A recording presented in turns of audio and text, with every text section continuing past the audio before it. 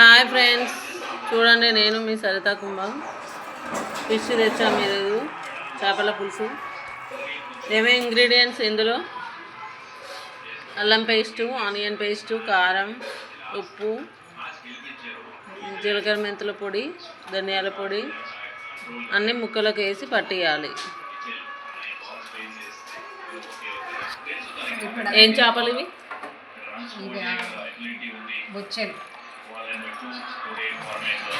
చూడండి, ఇలా మంచిగా ముక్కలకు పట్టియాలి.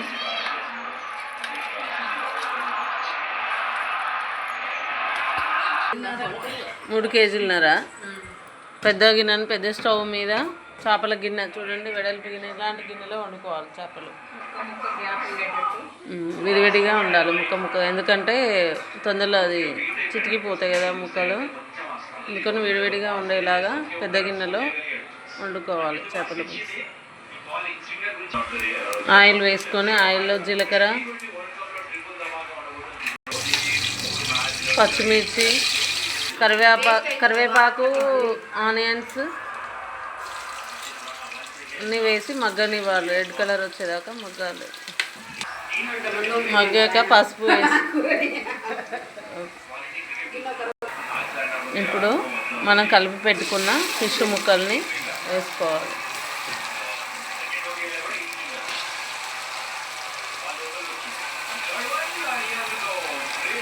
ముక్కలు ఇలా వేసాక ఇప్పుడు కలుపుకోవాలి.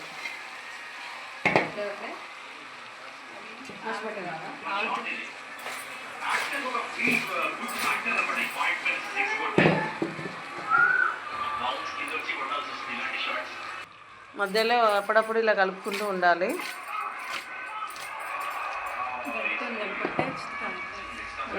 అలానే ఉంటే గిన్నెకి అంటుకొని చితికిపోతాయి ముక్కలు. కాబట్టి అల్లం పేస్ట్ సరిపోలేదని కొంచెం వేసినాం. ఇప్పుడు చింతపండు కొంచెం నానబెట్టుకొని, మనకి చేపలకి సరిపడా నానబెట్టుకొని, ఇప్పుడు మగ్గినాయి కదా, మగ్గాక చింతపులుసు పోసుకోవాలి. మనం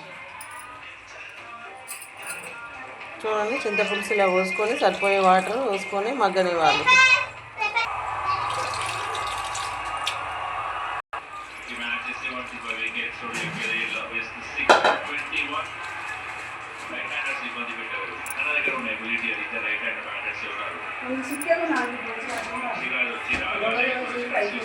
ఎక్కువ వాటర్ పోసుకోకుండా చిక్కగా ఉండేలా చూసుకోండి.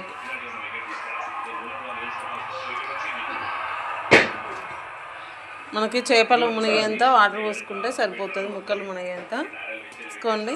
ఒక 10 నిమిషాలు అలా మగ్గనివ్వాలి. మగ్గాక మన కొత్తిమీర, మసాలా వేసుకొని దించేస్తే చేపల కూర రెడీ. మీ ఇంట్లో ఎలానే చేస్తారా? వీడియో నచ్చితే లైక్ చేయండి, షేర్ చేయండి, సబ్స్క్రైబ్ చేసుకోండి. సాల్ట్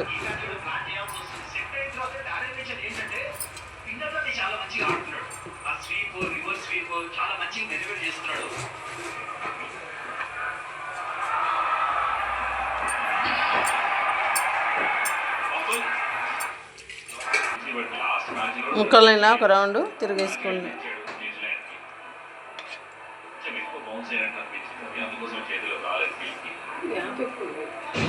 కొంచెం గ్రేవీ పోసి బాగుంటుంది. మగ్గేసరికి మరీ చిక్క కాదు, ఇంకా కొంచెం వెడల్పు ఉండాలి. ఇప్పుడు మనం ఈ ముక్కలకి విడివిడిగా ఉండేలాగా ఉండాలి.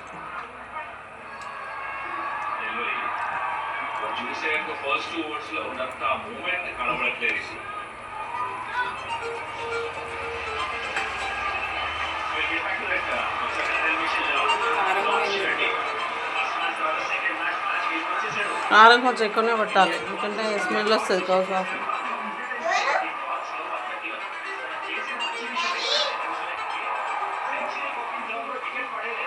ఇందులో ఉప్పు కారం సరిపోయిందేమో చూసుకోవాలి ఒకసారి. మనం సరిపోయిందా?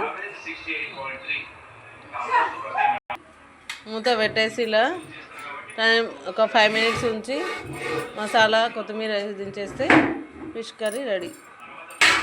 5 మినిట్స్ అయిపోయింది, కర్రీ అయిపోయింది. ఇప్పుడు మసాలా వేసి, కొత్తిమీర వేసాం, మసాలా వేసి దింపేసుకుంటే చేపల పులుసు రెడీ. మీరు కూడా మీ ఇంట్లో ఇలానే చేస్తారా?